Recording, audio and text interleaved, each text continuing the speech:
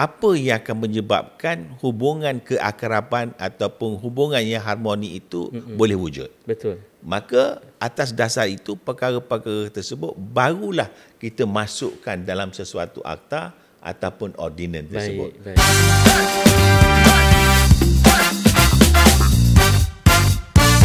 Bismillahirrahmanirrahim. Assalamualaikum warahmatullahi wabarakatuh. Salam sejahtera, salam Malaysia Madani. Apa khabar kepada penonton setia podcast Kesuma Jiwa? Alhamdulillah, sedar tak sedar kita berada di episod yang ke-14 dan mungkin ada yang perasan, wow, hari ini host baru ke? Tak.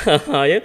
Sebelum ni saya hanya berada di belakang tabir dan telah pun diketengahkan bersama anda hari ini Isa Jasin, dan insya-Allah hari ini kita akan berbicara juga untuk mengupas satu lagi tajuk yang sangat dekat dengan jiwa pekerja di Malaysia, iaitu berkaitan dengan Akta Ordinan Buruh Sabah Pindaan 2025, impak terhadap pembangunan ekonomi Sabah, senario perhubungan di Sabah, cabaran dan masa depan. Panjang tajuknya. Dan bersama kita hari ini adalah yang berusaha Encik Wan Zulkifli Wan Setapas selaku pengarah tenaga kerja Sabah. Tuan, Assalamualaikum. Waalaikumsalam. Apa khabar, sihat? Alhamdulillah. Dengan ni asal Kelantan ni tak? Ya. Kita kalau jumpa Kelantan, kecil Kelantan lalu. Baik, Tuan. Kita nak terus kepada soalan yang pertama. Apakah yang dimasukkan dengan Akta Ordinan Buruh Sabah Pindaan 2025? Mungkin ada sikit pencerahan untuk kita berikan kefahaman kepada penonton kita yang berada di luar. Sila, Tuan. Alhamdulillah. Bismillahirrahmanirrahim. Assalamualaikum warahmatullahi ta'ala wabarakatuh. Sebelum kita pergi berkongsi apa orang kata ilmu dalam perkara ini, perkara pertama yang kita kena faham ialah kenapa sesuatu akta ataupun ordinan yang berkaitan perburuhan itu perlu ada. Betul. Ini yang paling penting kita kena faham. Okey. Sebabnya melalui akta ataupun ordinan perburuhan inilah yang akan mewujudkan satu hubungan silaturahim yang rapat, yang akrab di antara pihak pekerja dan juga pihak majikan. Betul. Ini yang paling penting sekali kita kena faham. Dan daripada situlah baru kita tengok apa yang akan menyebabkan hubungan keakraban ataupun hubungan yang harmoni itu boleh wujud. Betul. Maka atas dasar itu perkara-perkara tersebut barulah kita masukkan dalam sesuatu akta ataupun ordinan tersebut. Baik. Contoh dianya tentang kebajikan pekerja, tentang hak-hak pekerja, tentang perlindungan pekerja, tentang bagaimanakah majikan nak melaksanakan sesuatu perkara, jika timbul masalah bagaimana majikan nak atasi dan sebagainya. Betul. Sebab inilah yang dikatakan bahawa akta ataupun ordinan buruh Sabah ini diwujudkan bagi memastikan hak-hak perlindungan kepada pekerja dan mengekalkan hubungan harmoni di antara majikan dan pekerja itu dapat diwujudkan. Okey, ini yang perkara pertama yang kita kena faham. Terima kasih. Satu pencerahan yang saya nampak di sini, hak pekerja itu diutamakan. Dia sangat jelas. Baiklah, Tuan, kita nampak kenapa perlu ada perundangan yang berbeza di antara Semenanjung Malaysia, di antara Sabah dan Sarawak. Kenapa perlu ada perbezaan di situ? Sebelum kita nak ke sana tu, kita tengok dulu dari segi sejarah dia. Betul. Dari segi sejarah kita kena faham, sebelum merdeka, setiap negeri yang ada di Malaysia ni, mereka mempunyai kanun buruh masing-masing.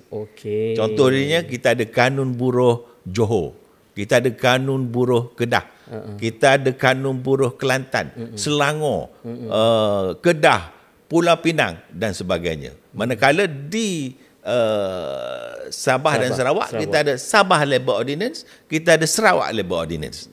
Jadi ini sebelum merdeka.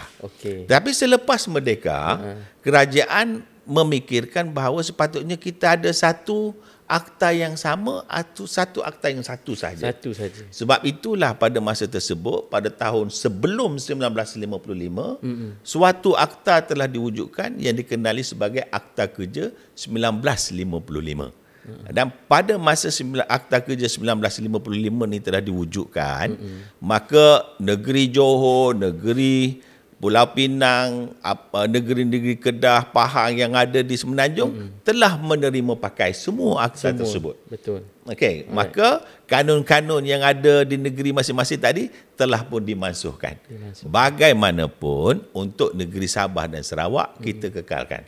Kita kekalkan ini atas dasar semangat spirit MA63. Betul. Iaitu kita nak pastikan bahawa apa sahaja yang ada pada masa sebelum merdeka di Sabah dan Sarawak ini dapat kita kekalkan. Sebab itulah wujudnya 3 akta yang berasingan walaupun atas tiket isu yang sama, iaitu isu berkaitan dengan isu perburuhan. Baik, maknanya dengan jawapan ini kita dapat menjelaskan kepada penonton kita khususnya berkaitan kenapa perlu ada perbezaan dan kenapa ia dibezakan sebab untuk mengekalkan yang sedia ada itu. Baik.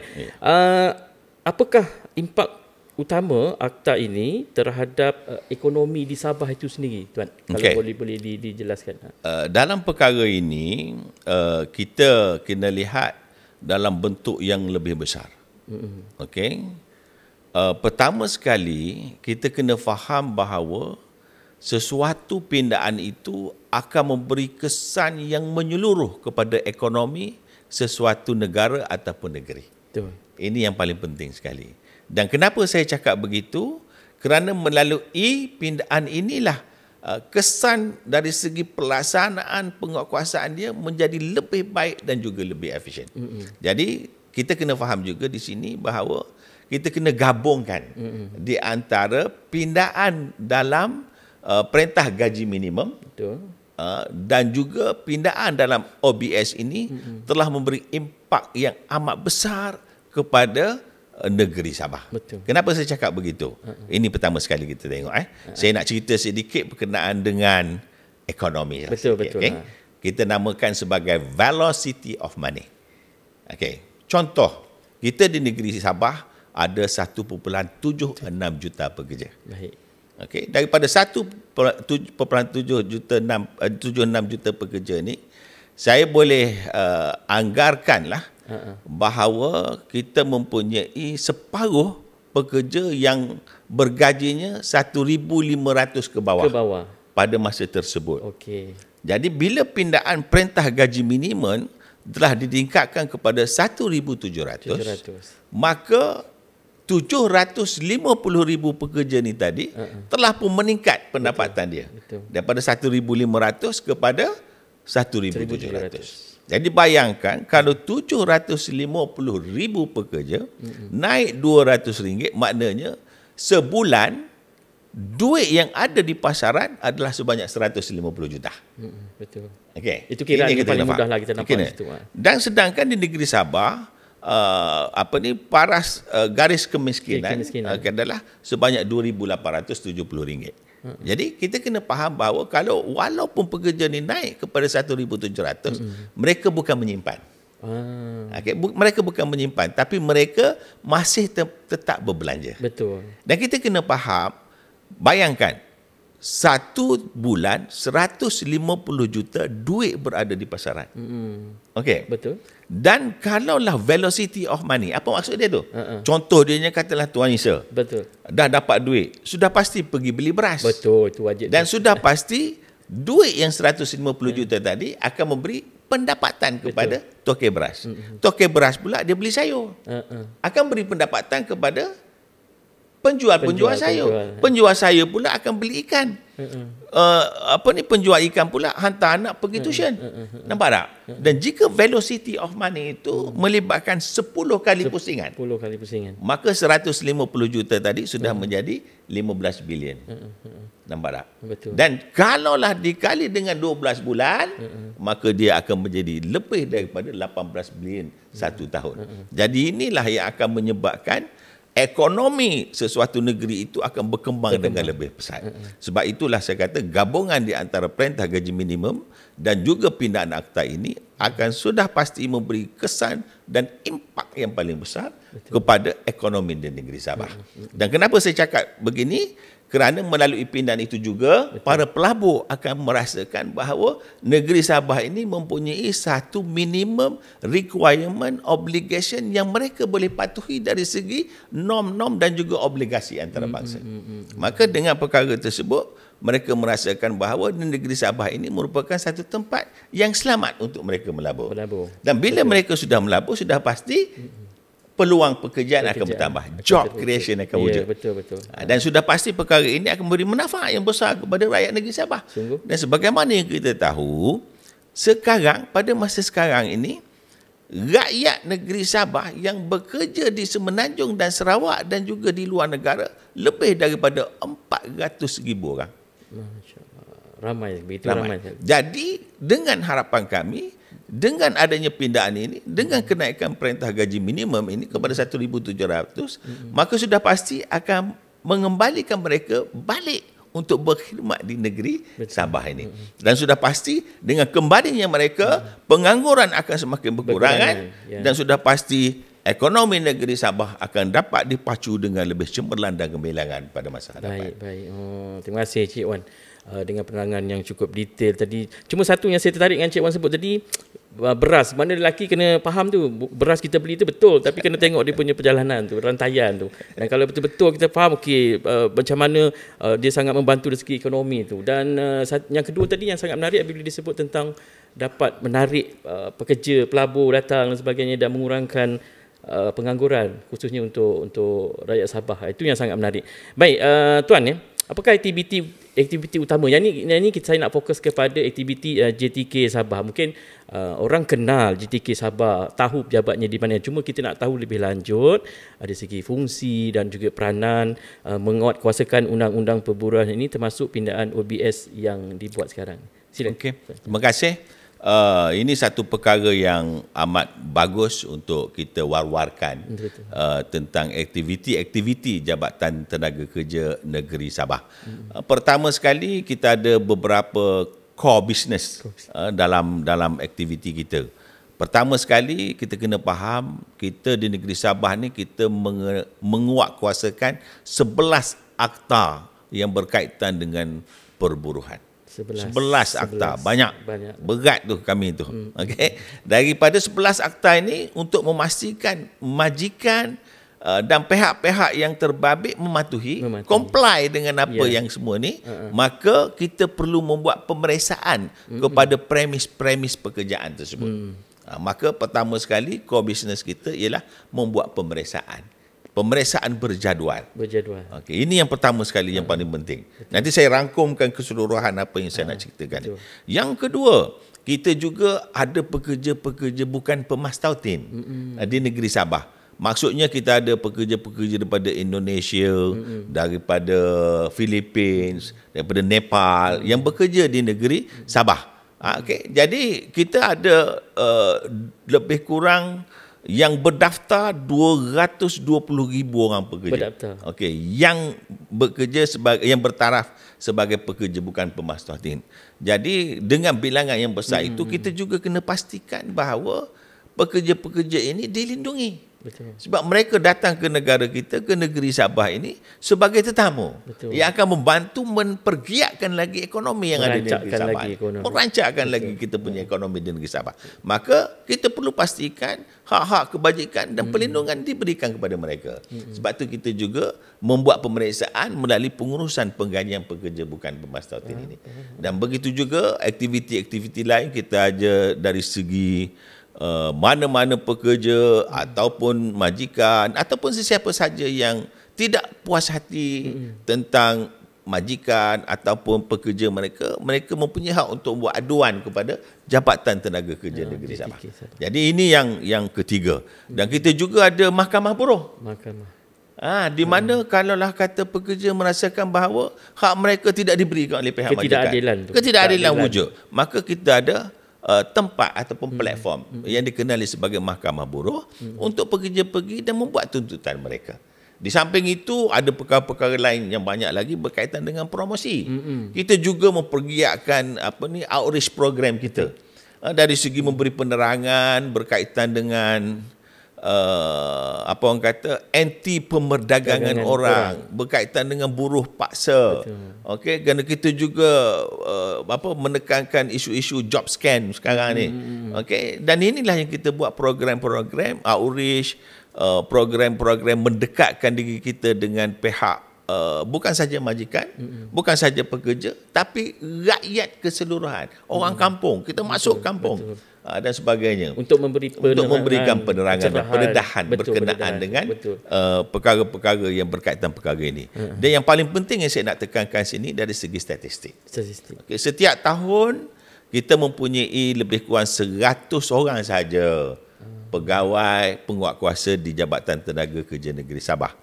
Tapi melalui 100 pegawai ini, setiap tahun kita buat pemeriksaan ke tempat-tempat pekerjaan lebih kurang 8,000 hingga 9,000 premises. Okey?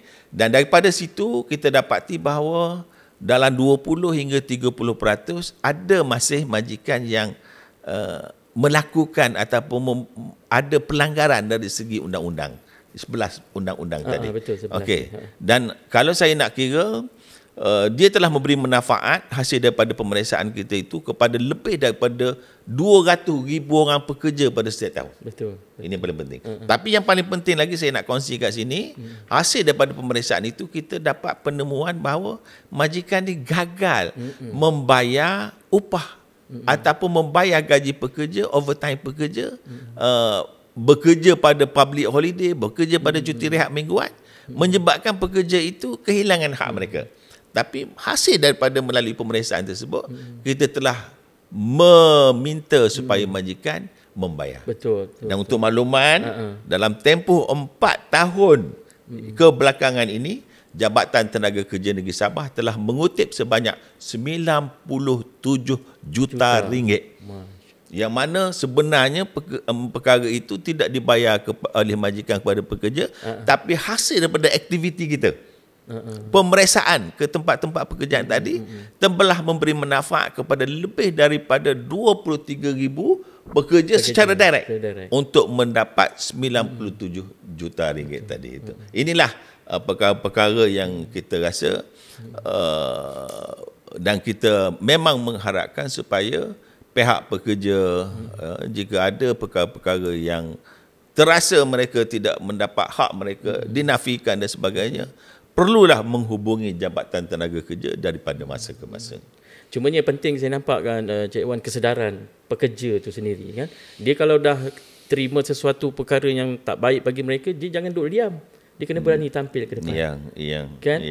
Mengadu. Satu isu paling besar tadi Cik Wan sebut tadi, isu gaji, isu overtime kan. Mereka dah bekerja, datang pula ke Malaysia. Ini sangat antara perkara yang sangat penting. Alhamdulillah, apa yang saya boleh kongsi di sini, walaupun pihak majikan kadang-kadang gagal ataupun berlakunya pelanggaran, tapi kita boleh nampak bahawa pelanggaran ataupun non-compliant di situ itu disebabkan oleh mereka itu tidak memahami undang-undang itu. Tetapi apabila kita telah memberi penerangan, sebenarnya majikan ini memang lebih daripada orang kata willing, untuk memastikan mereka juga patuh. Sebab tu bila kita arahkan kepada majikan, maka majikan dengan rela hati untuk membuat pembayaran kepada pekerja. Malah ada yang berterima kasih kepada Jabatan Tenaga Kerja kerana mereka mengatakan dengan kehadiran JTK melalui core business kita tadi itu telah memastikan mereka ini memberi hak kepada pekerja yang sepatutnya. Betul. Baik, saudara, terima kasih kepada tetamu kita pada hari ini yang telah pun bercakap ataupun memberikan kita pencerahan ya. Dan yang di penghujung tadi berkaitan dengan tugas dan juga peranan JTK di Sabah khususnya. Jadi saya fikir sekian saja untuk topik kita untuk episod yang ke-14 pada hari ini. Terima kasih kepada tetamu kita pada hari ini, iaitu Yang Berusaha Encik Wan Zulkifli Wan Sitapa, Pengarah Tenaga Kerja Sabah, kerana sudi terbang jauh datang ke studio kami hari ini untuk bercakap berkaitan dengan tajuk Akta Ordinan Buruh Sabah Binaan 2025, Impak terhadap Pembangunan Ekonomi Sabah, Senario Perburuhan Sabah, Cabaran dan Masa Depan. Saya fikir cukup setakat ini. InsyaAllah kita akan bertemu lagi di dalam podcast Kesuma Jiwa. Sekian daripada kami. Wabillahi taufiq wal hidayah. Assalamualaikum warahmatullahi wabarakatuh. Sekian, jumpa lagi. Salam.